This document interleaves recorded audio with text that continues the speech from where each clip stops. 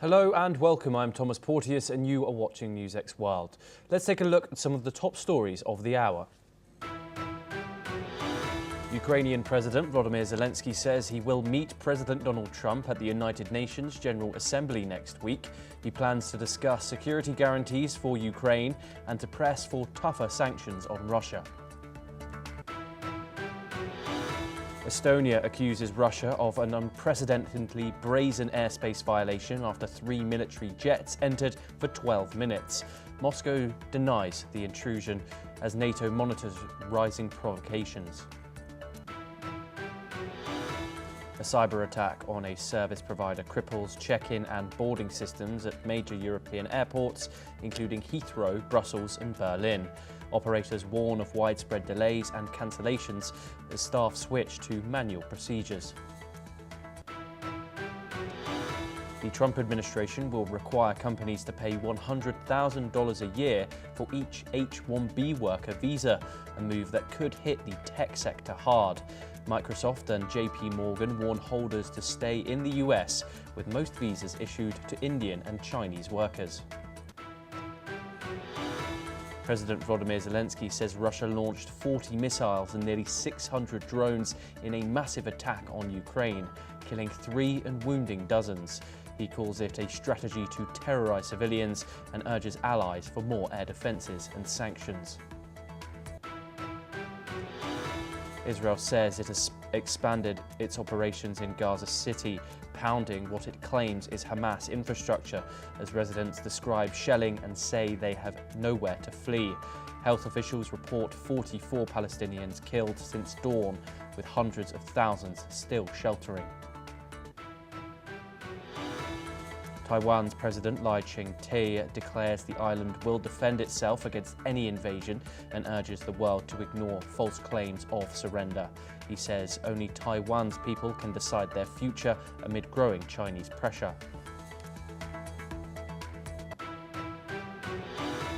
US Senator Ted Cruz accuses FCC Chairman Brendan Carr of acting like a mafioso after ABC suspends Jimmy Kimmel over comments on the killing of Charlie Kirk.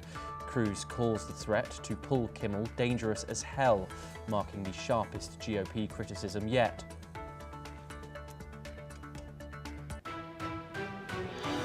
Now we start in the United States this hour, where following the suspension of Jimmy Kimmel Live, reports indicate that Disney and Jimmy Kimmel are working towards reaching a compromise. Reports suggest that parties involved are deep in discussions, hoping to bring the show back to ABC. While there are many in support of the suspension and cancellation of the popular show, there are also protests from actors, celebrities and media outlets, with many expressing concern over free speech and political landscape of the United States. Amid the growing controversy, international media is also taking note, covering the suspension of a high-profile case of pressure on US late-night programs. Let's now take a look at how the foreign media is covering the controversy. Let's have a look at the Moscow Times first, where it reported the incident by putting out a headline stating, quote, "For Russians like me, silencing Jimmy Kimmel looks dangerously familiar." BBC, it shares the same notion by saying the US TV hosts back Jimmy Kimmel as Trump threatens networks. Now let's move over to Fox News, famously pro-Trump. It further reported saying ex-ABC host Bill Maher emphasizes with Jimmy Kimmel, says network stands for always be caving. Now we move over to France 24, where it puts out on their page stating media giants having to weigh editorial independence versus commercial ambitions. Now we move on to Euro News, where they have claimed that Donald Trump is reshaping the US media landscape after Kimmel. Who's next? Now we move over to Arab News, who took a stance. They are stating that Trump says his negative media coverage is illegal. Trump himself faced a setback in his personal anti-media crusade, with a federal judge issuing a scathing ruling and tossing out his $15 billion defamation lawsuit against the New York Times. NewsX World's headline reads, "What did Jimmy Kimmel really say about Charlie Kirk?" ABC suspends comedian as MAGA erupts and Trump celebrates. Okay, we're now once again joined by Andrew KP the Young. He is a China strategist and he joins us to discuss this ongoing situation in the United States. Andrew, we've just read out some different takes from media all over the world, all give their 2 pence on their take in regards to this situation with the Jimmy Kimmel show being pulled after comments he made on the death of Charlie Kirk. What are your thoughts on the FCC's stance on this and then ABC's ultimate decision to pull the plug on Jimmy Kimmel's show? I think that the Charlie Kirk actually was a very brilliant guy. Now, I recently listened to his talk at the Oxford Union. He was obviously very articulate, and for a long time he was a staunch supporter of this kind of public sentiment that the United States needed to grow its strength, both internally and internationally. And in other words, trying to make the country great again. I mean, that's why he had been a staunch supporter of Donald Trump's Make America Great Again campaign. And he started with a very successful media host, and also he spoke on various forums. But I've also listened to one or two of his more recent performances on stage. Although he obviously is a brilliant man, and in spite of the fact that according to him, he didn't even have a university degree, but the way he conducted himself amongst the intellectuals is quite impressive. Yeah. Yes, Andrew, I guess what I'm asking, essentially what happened was after his assassination, is Jimmy Kimmel, a famous late show talk host in America, made some comments in his opening monologue about his death, criticizing President Donald Trump and his reaction, which after that led to Jimmy Kimmel's show being taken off the air. Now, this was after pressure from the FCC, the Federal Communications Commission, which is appointed by Brendan Carr, who is appointed by Donald Trump.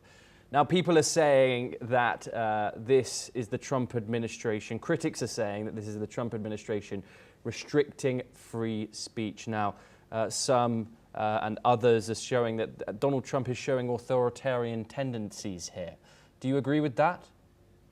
Well, naturally, you can see that President Trump, since he won back the White House, and even before then, he had been he had a very, very strong character, always believed that he was right, and then he prided himself as the greatest deal maker, and he wanted to make America great again. And he had a great following, winning the White House twice. Obviously, he thought that he knew what to do, and he paid sometimes very little attention to his main advisors. I mean, look at his first term.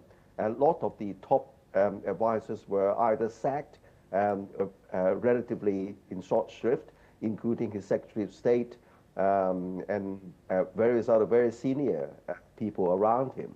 So obviously he didn't want to listen even to his most experienced advisors, and least of all, other media channels whose views do not necessarily agree with his. And of course that the United States has been priding itself as the bastion of free speech, but on the other hand, Trump doesn't believe that there is such thing as a completely free speech. He believes that certain divergent views, for example, on racial, on sex equality, and also the more inclusive kind of DIE, diversity, equality, and inclusiveness, as something which is not in Americans' best interest. And that's why in this project, so-called Project 2025, when he was in preparing for this campaign to win back the White House, there was already a very detailed project outlining how it's going to gut through the whole kind of narrative in the American society, both focusing on American sort of manliness, as it were, and also what I believe is the only true Christian values, Okay. and disregarding sort of other views. Andrew. So, but in the process, it's destroying America's credibility as the bastion of free speech. Yes. But Okay. but on the altar of what he perceived as making America great again, he doesn't care that much about what would be the cost to American perception and leadership in the world. Okay, Andrew, do stay with us. We have some further news, but this time coming out of China, where the Commerce Ministry has issued several statements today expressing hopes for a cooperative and stable economic relationship with the United States.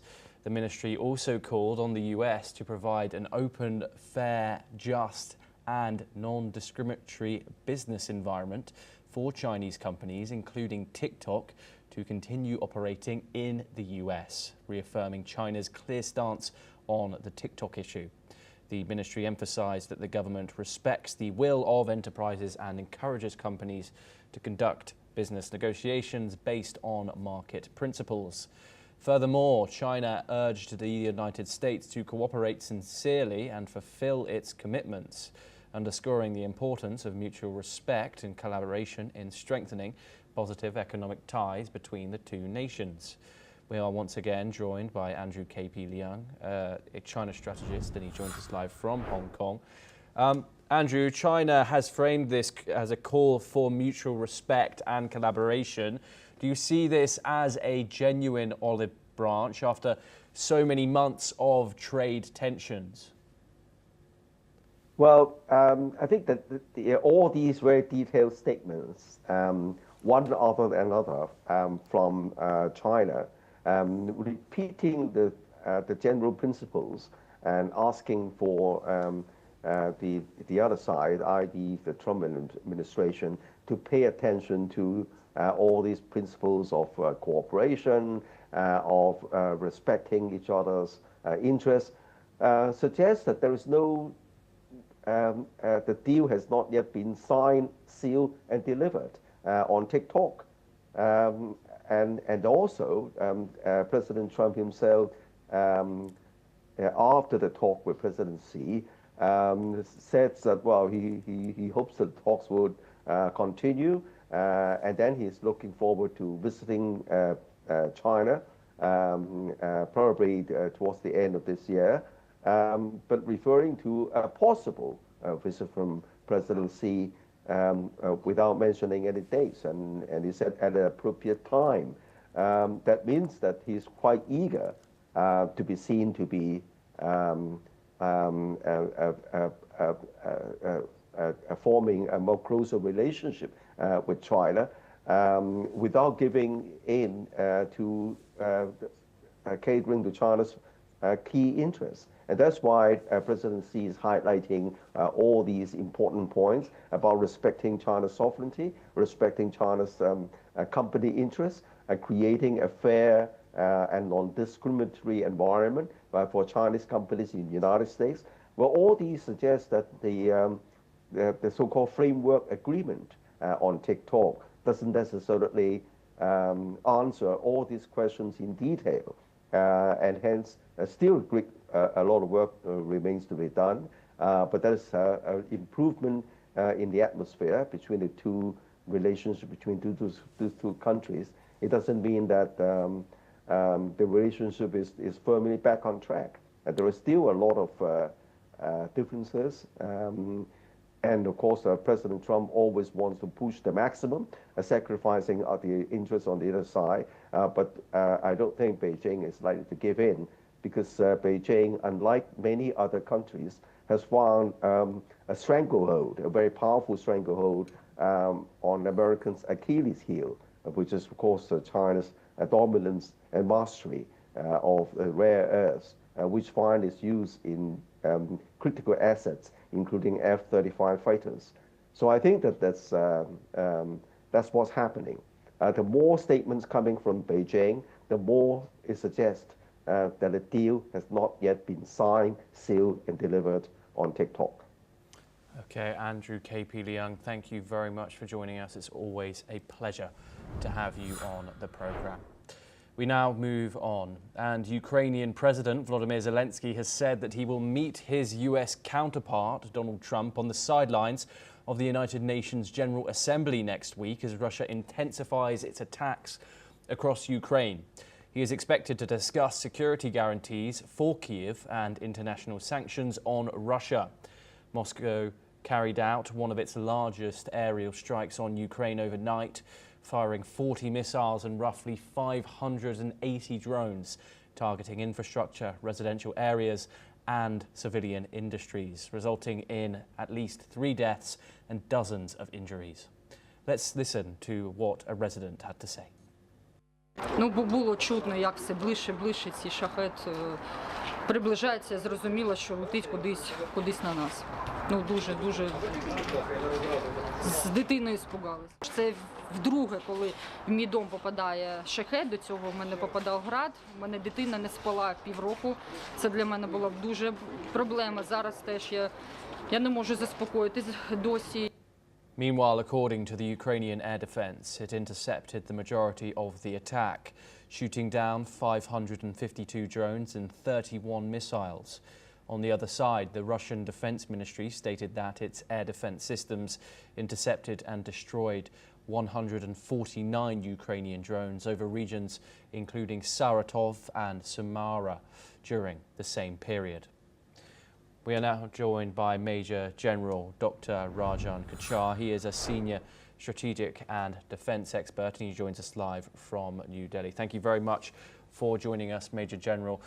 First of all, let's start with these diplomatic updates. A huge update here, another Trump-Zelensky meeting, this time in New York at the United Nations General Assembly on those sidelines.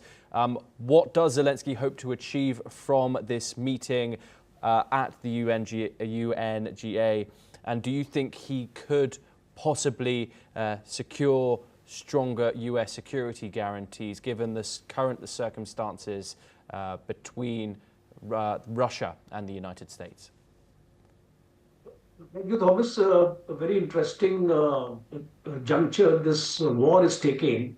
And if we are following this war very, very closely, you would notice that there has been an escalation on the part of the Russians. And the offensive has increased. The preponderance of firepower has increased, the drones and the missiles in particular. So considering these aspects, and also there has been a further loss of territory by Ukraine. So considering what is happening and the way Putin is outlining its strategy, I think Zelensky has to take a call. He cannot delay the things the way it is happening, because from the European Union and the NATO countries, there is a support for Zelensky to keep on fighting the war, whereas Trump is trying to end the war. And yesterday also Trump has made a statement that he's quite disappointed the way Putin has responded to a request for a ceasefire. Now Zelensky is going to meet Trump once again. What will it? Okay, we have some network issues there, I believe. Hopefully Major General Kochar will join us back in just a second. Huge developments there coming out of the Russia-Ukraine war, both on the diplomatic front and, of course, on the battlefield, with a huge meeting next week going to happen between the Ukrainian president and the US president on the sidelines of the UNGA meeting in the United States. Major General Kochar joins us once again. Apologies there. I believe there were some network issues. Major General, I want to move over to the battlefield next. Let's have a look at the numbers of a significant amount of drones. Approximately 580 drones were fired over into Ukraine last night, and 40 missiles intercepted by the Ukrainians were around 552 drones and 31 missiles. It resulted in 3 fatalities on the Ukrainian side. Just how big of an operation is this? Of course, 552 drones downed and 31 missiles downed by Ukrainian air defenses. It sounds like a huge operation. Could you describe the kind of capabilities of defense that kind of those defense operations take? Very, very significant that in case you are able to down more than 500 drones and over 30 to 40 missiles, it means that you have a fairly robust and well coordinated air defense network, and especially if you have the Patriot systems available to you and the other air defense mechanisms which the United States has given to Ukraine. So possibly I would take it as a percentage success around 45 to 50%. That would imply that more than 50% of what Russians have fired would have actually hit the target. Also, you have to take one thing in account. See, these reports which we keep on getting through the media and telling us that so many drones were destroyed and so many missiles were destroyed, you must remember that the truth is the biggest casualty in war. You will exactly never come to know how many of these were actually destroyed and how many of these actually hit the target. So we have to take a very rough kind of estimate when we try to analyze these issues, because we are never too certain on these reports, because first of all, you know, who is sending these reports to us? Is it from the Ukrainian side or from the Russian side, or is it a Western media giving us this information? So we'll have to take that also into account, the credibility factor, because in a warlike situation, credibility is the biggest casualty, as I said. So considering that, you know, 50 to 60% the success is there, it shows that Ukraine still has a credible air defense system in place. Because even if a system can demolish more than 50% of what is being received or fired upon, I think that is a fairly credible air defense system which is still existing in Ukraine. Yes, Major General Kochar, do stay with us as we have some further news, but this time from the United States, where Washington has announced a major hike in H-1B visa fees, requiring companies to pay $100,000 per skilled foreign worker annually, starting in September on the 21st. The move, signed by President Trump, is part of a broader push to curb illegal immigration and prioritize American jobs. The Department of Homeland Security will have discretionary power to issue exemptions, but no details have been made public so far. India is expected to be hit the hardest, as it accounts for nearly 75% of all H-1B recipients. Industry body NASSCOM has raised serious concerns, warning of immediate business disruption, especially for ongoing US projects. The one-day implementation window has created widespread uncertainty for companies, professionals and students alike. Indian IT giants like TCS, Infosys and HCL, among the top H-1B sponsors, are now preparing for rapid transitions. NASSCOM stressed that such abrupt policy shifts could weaken America's innovation ecosystem and impact global tech partnerships. We are once again joined by Major General Kochhar. Major General, India accounts for 75% of all H-1B recipients. How big is the shockwave for Indian and IT tech professionals here? I think it's a very, very significant figure we are talking of. If it is around 75%, I visualize H-1B visa, approximately 3 lakh Indians would be affected annually. And if you take it on a new entrants who are wanting to come inside or who would have just come inside, it will be around 60,000 to 70,000 or maybe touching a lakh. So we have a figure of roughly, you say, 2 to 2.5 lakhs, as a rough estimate, the bound of people who are going to be affected. And not only these people, this has a multiplier effect, because the families also get affected, because all these remittances are coming to India in foreign exchange, and the families, number of families in India are also directly dependent upon those people who are working, those family members who are working in the United States. Sector-wise, if we have a look, you can divide this entire problem into technical and the non-technical sectors. You can also categorize them as per the level of entry. People are entering at the junior level, the middle level, and the senior level. And of course, the states in India which would be directly impacted, the more impact is going to be felt in the southern states, where people in large numbers are actually going for high-tech sort of a job. And I think this has not been handled very well by Trump. You just can't give a short window of a few days and say that you're going to implement it. When you announce a change, because it's a major change, it's a major change in the foreign policy of the United States.